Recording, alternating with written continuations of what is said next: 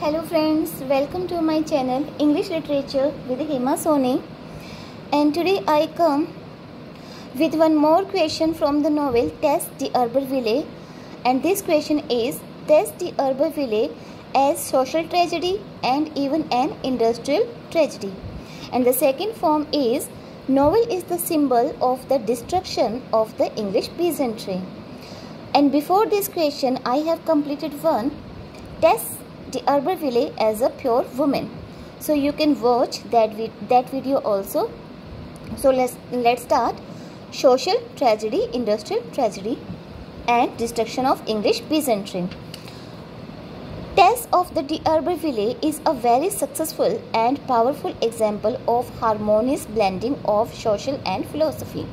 Tess d'Urberville जो है ये एक हारमोनियस ब्लेंडिंग है सोशल और फिलोसफी का. It is a novel which represents from one perspective. एक पर्सपेक्टिव से क्या रिप्रेजेंट करती है ये novel? The struggle of a lonely character for her self dignity against the powers. एक तरफ तो एक लॉनली कैरेक्टर का स्ट्रगल है अपने सेल्फ डिग्निटी के लिए, और किसके अगेंस्ट स्ट्रगल कर रही है? पावर के अगेंस्ट. पावर मीन्स जिन लोगों के पास पावर है, वेल्थ है.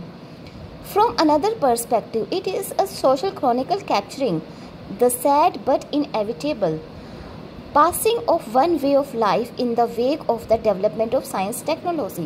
और दूसरी तरफ से ये एक ऐसा सोशल क्रॉनिकल कैप्चरिंग है जो सैड है लेकिन इनएविटेबल है, मतलब जिसे रोका नहीं जा सकता. Passing of one way of life, और ये लाइफ के एक ही तरफ से पास हो रहा है, मीन्स एक ही तरफ इसका ध्यान है. In the wake of the development of science technology, और वो ध्यान किसकी तरफ है? साइंस टेक्नोलॉजी के डेवलपमेंट की तरफ. जबकि सोसाइटी जो है इसमें क्रॉनिकली कैप्चर हो रही है और इसकी कैप्चरिंग बहुत ज़्यादा सैड है, लेकिन ये जो डेवलपमेंट हो रहा है ये सिर्फ और सिर्फ डेवलपमेंट, साइंस की टेक्नोलॉजी के डेवलपमेंट पर ध्यान दिया जा रहा है और सोसाइटी की तरफ इसमें ध्यान नहीं दिया जा रहा. More than any other 19th century novel, Tess of the d'Urberville has the quality of a social document. It is a novel with a thesis and a thesis which is all pervasive. ये एक ऐसी novel है जो thesis पर है.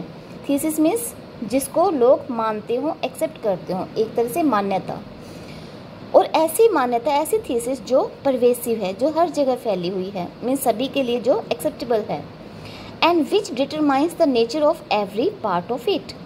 The thesis is that in the course of the 19th century, the disintegration of the English peasantry reached its final and tragic stage. और thesis ये है कि 19th century में इंग्लिश peasantry का इतना disintegration हुआ है कि वो अपने फाइनल और ट्रेजिक स्टेज तक पहुंच चुकी है. Disintegration means breakage. Tess is the story and symbol of disintegration of the English peasantry. और टेस जो है एक ऐसी स्टोरी है और ऐसा एक सिंबल है जो इंग्लिश पीजेंट्री के ब्रेकेज का सिंबल है. टेस जो स्टोरी है वो इंग्लिश पीजेंट्री की ब्रेकेज का सिंबल है. According to Kettle, the novel from a fresh angle found it to be as a meaningful and insightful a social chronicle, but it has been found to be as a tragedy. It is true that Tess is a peasant girl, and her struggles and misfortunes to some extent represents the suffering of the peasantry in general. ये true है कि जो टेस है, टेस story जो है ये एक peasant girl के स्ट्रगल और मिसफॉर्च्यून को रिप्रेजेंट करता है, लेकिन इसके साथ साथ वो पीजेंट्री की सफरिंग को भी रिप्रेजेंट करती है. ये जो नॉवेल है ये पीजेंट्री की भी सफरिंग को रिप्रेजेंट करती है. पीजेंट्री मीन्स किसानी. The very accident in which the family horse is killed is a symbol of the struggle of the peasantry. और सबसे पहले क्या होता है? सबसे पहला एक्सीडेंट जिसमें कि घोड़ा मर जाता है, ये किसको सिंबल करता है? ये पीजेंट्री के स्ट्रगल को सिंबलाइज करता है. The mail cart with its two noiseless wheels speeding along these lanes like an arrow runs into Tess' slow unlighted wagon.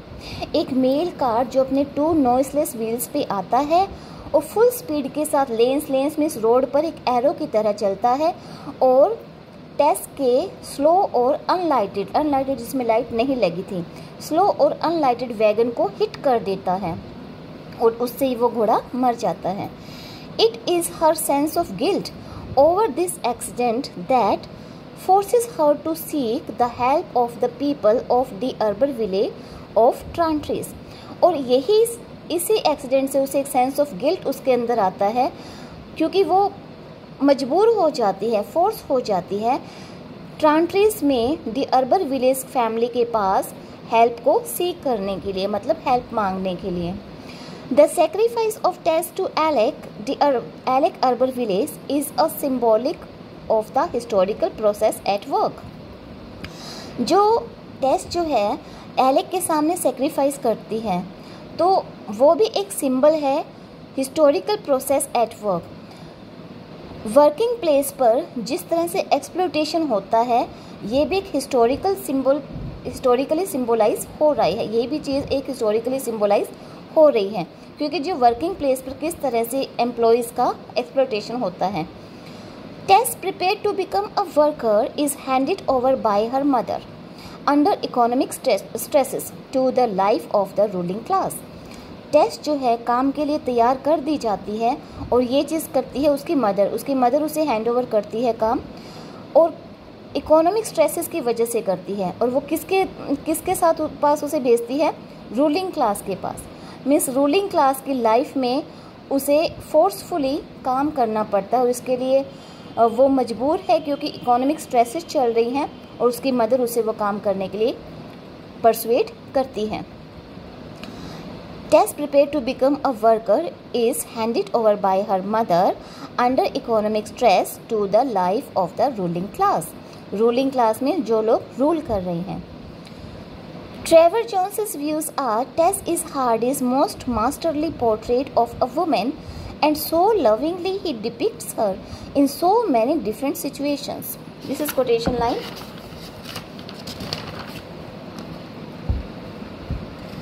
From the moment of her seduction, Tess' story become a hopeless struggle। उसके seduction के time पे टेस की जो story है एक hopeless struggle बन जाती है against overwhelming odds to maintain self respect. Overwhelming odds means जो उसके सामने इतनी सारी परेशानियाँ आती है, उन परेशानियों के बीच अपने सेल्फ रिस्पेक्ट को मेंटेन रखने के लिए जो वो स्ट्रगल करती है, वो उसकी एक होपलेस स्ट्रगल बन जाती है। She gives birth to a child, she gives him the name Sorrow. After some time, the baby dies. Referring to the baby's death, Hardy deepens her sympathy by the following comments। और इस baby की death के बाद Hardy हमारी sympathy को deep करने के लिए कमेंट करता है। So passed away sorrow, the undesired, the intrusive creature, that bastard, gift of shameless nature। Undesired means जिसकी कोई इच्छा ना रखी जाए, इंट्रूसिव क्रिएचर मीन्स इंटरफेयर करने वाला क्रिएचर, और that bastard gift of shameless nature. Then she becomes the milk maid at Talbothays. Here she falls in love with Angel and marriages with him. When his dreams of rustic innocence is shattered, he can only taunt Tess with the remark. लेकिन जब उसका एक rustic innocence वाली जो dream है वो shatter हो जाता है, मतलब जब उसे टेस बता देती है अपनी रियलिटी, उसके बाद वो सिर्फ टेस को टॉन्ट करता है। क्या कहता है? जब टेस उसे अपनी रियलिटी बता देती है तो उसका वो जो रस्टिक इनोसेंस वाला जो ड्रीम है, जो इमेजिनेशन है, वो शैटर्ड हो जाती है।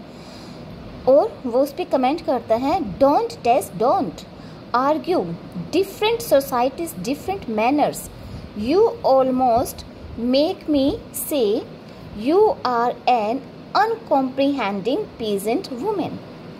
तो ये वो कमेंट करता है। His cruelty towards Tess focuses our attention upon the social aspect of the tragedy। At the time of his desertion of Tess, Angel symbolizes the rigid orthodox code of morality। जब angel उसका desertion कर देता है, उसे छोड़ देता है, तो एंजल क्या सिंबलाइज करता है? एक harsh, rigid means harsh, Orthodox means पुराने विचारों का जो कोड ऑफ मोरालिटी है, जो पुराने टाइप के जो कोड ऑफ मोरालिटी है उसको रिप्रेजेंट करता है, उसको सिंबलाइज करता है कि वो भी एक हार्श और पुरानी तरह की ऑर्थोडॉक्स मेंटालिटी रखने वाला इंसान है। According to Duffin, it is not animalism but imagination that angel lacks. It is quotation line of Duffin. After Angel has left her, the social degradation of Tess continues. जब angel उसे छोड़ देता है तो टेस का जो डिग्रेडेशन है, means उसका जो रिस्पेक्ट जो ख़त्म हो जाती है सोसाइटी में, वो कंटिन्यू रहती है। At the farm at Flintcomb Ash, she and other girls works there for wages in the hardest and the most degrading situations. और Flintcomb Ash में जब टेस जो है अदर लड़कियों के साथ काम कर रही है वेजेस के लिए, और वो जो सिचुएशन है वो बहुत ही ज़्यादा डिग्रेडिंग सिचुएशन है और बहुत हार्डेस्ट सिचुएशन है, और उन सिचुएशंस में टेस जो है काम कर रही है। The scene at the threshing is here particularly important. It is a symbol of the dehumanized relationship of the new capitalist farms. जो सीन है थ्रैशिंग का, वो एक तरह से इतना dehumanized सीन है, और ये क्या चीज़ दिखा रहा है न्यू कैपिटलिस्ट फार्म्स को, कि न्यू कैपिटलिस्ट जो फार्म है वो कितनी dehumanized हो चुकी हैं। It is a symbol of the dehumanized relationships of the new capitalist farms. New capitalist farms जो हैं वो कितनी डीह्यूमनाइज्ड होती हैं, इस चीज़ को वो सिंबलाइज करके दिखाया जा रहा है जब वो लड़कियां और टेस इतनी बुरी सिचुएशन में यहाँ पर काम कर रही हैं। At Talbothays there had at least been some possibility of pride and interest in the labour as well as a certain kindliness in the common kitchen at which the dairyman's wife presides. जब वो टालबोथीज में एक milk made बनकर काम कर रही थी, वहाँ पे थोड़ा बहुत प्राइड और इंटरेस्ट था, प्राइड और इंटरेस्ट की वहाँ पे कुछ पॉसिबिलिटी थी, क्योंकि वहाँ पे जो है डेयरी मैन के जो वाइफ्स हैं वो प्रिसाइड करती थी, मतलब उनकी लीडरशिप थी, वो थोड़ा कंट्रोल में सब कुछ रखती थी, उनकी लीडरशिप में होता था, तो वहाँ पे थोड़ा काइंडलीनेस भी था और थोड़ा प्राइड और इंटरेस्ट भी बना रहता था। The final blow of Tess attempt to maintain her self respect comes with the death of her father and the consequent expulsion of family from their cottage at Marlott. तो उसके father की death के बाद क्या होता है, उसे अपने सेल्फ रिस्पेक्ट के लिए एक और जो है वो अपना बनाए रखने के लिए फिर से उसे स्ट्रगल करना पड़ता है। The final blow to Tess attempt, जो टेस जो है अपने सेल्फ रिस्पेक्ट को बनाए रखने के लिए जो अटैम्प्ट कर रही है, जो स्ट्रगल कर रही है, तो उस पर एक और फाइनल ब्लो लगता है, एक और झटका लगता है, वो है उसके फादर की डेथ। और उसके बाद क्या होता है, उनका एक्सपल्शन उनकी कोटेज से।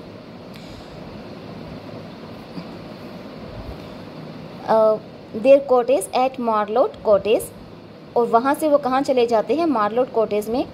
Who were not directly employed on the land were looked upon with disfavor and banishment of some starved the trade of others who were thus obliged to follow. These families who had formed the backbone of the village life in the past and who maintained the village tradition had to seek refuge in the large centers. और ये families जो कि village के tradition को बनाए रख रही थी इतने सालों से, अब उनको रिफ्यूज़ लेना पड़ रहा है लार्ज सेंटर्स में. It is the need to support her family thus driven off the land that finally forces Tess to Alec. तो ये उनकी जो सिचुएशन इतनी ख़राब हो जाती है, घर से भी निकाले जाते हैं, तो अपनी फैमिली को सपोर्ट करने के लिए, और वो फैमिली जो कि अब ड्रीवन ऑफ द लैंड हो चुकी है, जिनसे अपनी लैंड भी छीनी जा चुकी है, अब उस फैमिली को सपोर्ट करने के लिए टेस को क्या करना पड़ता है, finally forces Tess to Alec. Tess जो है फाइनली फोर्स हो जाती है एलेक के पास जाने के लिए। According to Kettle, the subject of the novel stated clearly by Hardy to be the fate of a pure women is in fact the destruction of English peasantry. When Angel chastened and penitent returns, जब angel जो है पछतावे के साथ, regret के साथ वापस आता है, the final sacrifice is inevitable. अब उसका फाइनल सेक्रीफाइस ऐसा है जो कि इनएविटेबल है, जिसे रोका नहीं जा सकता। क्या देखता है वो, Tess kills Alec and after being taken into custody is sentenced to death by hanging. Tess जो है एलेक को मार देती है and after being taken into custody, और पकड़ी जाती है, कस्टडी में ले ली जाती है, वहाँ पे उसे फांसी पे लटका दिया जाता है। It is important to emphasise that novel is a moral fable. It is the expression of a generalised human situation in history.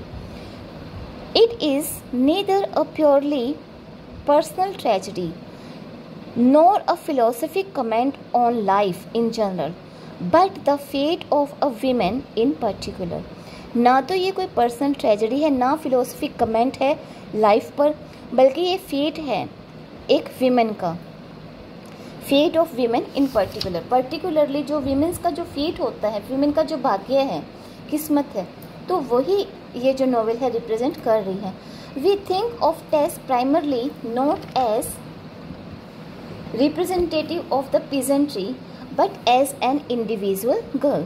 If Tess is typical, she is also a unique. In several ways, Tess stands above the class to which she belongs. Tess जो है जिस class से वो belong करती है उससे भी ज़्यादा ऊपर की ओर स्टैंड करती है। In the first place, she has a delicate conscience which allows her no real peace of mind. Starting में उसे वो बहुत नाजुक है, एक नाजुक उसका शरीर भी, उसकी आत्मा भी पूरी तरह से डेलिकेट है, लेकिन इस चीज़ की वजह से उसे कहीं भी पीस ऑफ माइंड नहीं मिलता।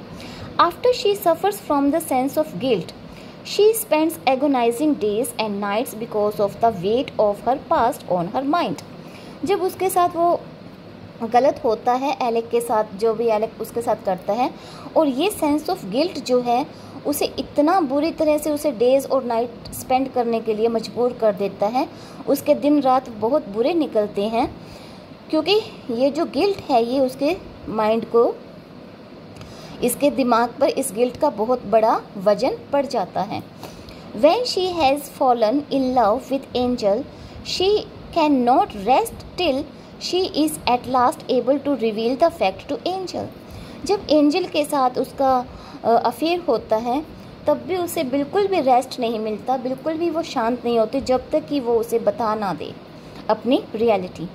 दो the revelation leads to disasters consequences which wreck her life, लेकिन जैसे ही वो रिवील करती है उसके बाद क्या होता है, उसकी लाइफ एकदम रैक हो जाती है। This night has snatched the happiness of her life. Secondly, she is hypersensitive girl. It is not every peasant girl who thinks that mankind live on a blighted planet who suffers from the ache of modernism. तो ये जो है, it is not every peasantry girl, सभी peasantry girl, she is hypersensitive. It is not every peasantry girl who thinks that, कि सारी peasantry girl ऐसे नहीं सोचती हैं कि मैनकाइंड जो है वो कहाँ रहते हैं, एक बिलाइटेड प्लेनेट पे रहते हैं, मतलब एक शापित, जहाँ पे सिर्फ और सिर्फ बुरा होता है। And who suffers from the एक ऑफ मॉडर्निज्म, और जो मॉडर्निज्म के दर्द से सफ़र कर रहा है। The difference between Tess as an individual and the peasantry to which she belongs become clear when she thinks of her mother's reactions to her situation. अब उसकी मदर का रिएक्शन कैसा होता है? The mother accepts the seduction statically. She urges Tess not to reveal her past to her husband. The true representative of the peasantry, not Tess. तो क्या होता है कि टेस की जो मदर है वो कहती है कि अपने हस्बैंड से इस बात को रिवील मत करना जो भी एलेक के साथ हुआ या जो भी एलेक ने उसके साथ किया। तो ये चीज़ पीजेंट्री को तो रिप्रेजेंट करती है कि पीजेंट्स लोग ऐसा सोचते हैं, पीजेंट्स लोग ऐसा करते हैं, लेकिन टेस के लिए ये चीज़ सही नहीं है। टेस जो है उस कम्युनिटी से थोड़ा अलग सोचती है। टेस has surely sprung from the peasantry, but her thoughts and her feelings left her far above the peasantry. टेस peasantry से born out तो हुई है, sprung means उसमें brought out तो हुई है, लेकिन वो उन सब से अलग है। According to Weber, in Tess, Hardy put more of his heart than he put into anything else that he wrote.